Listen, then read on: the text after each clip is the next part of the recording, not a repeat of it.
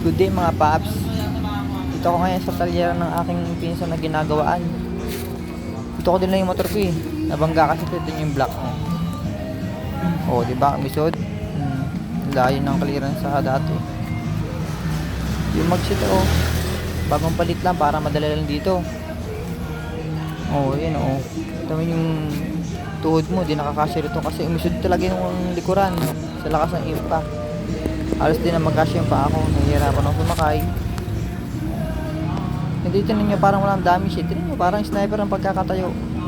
Nagpuitan. Ito yung gulong. Ayan yung gulong. Basag na basag yan oh. Basag.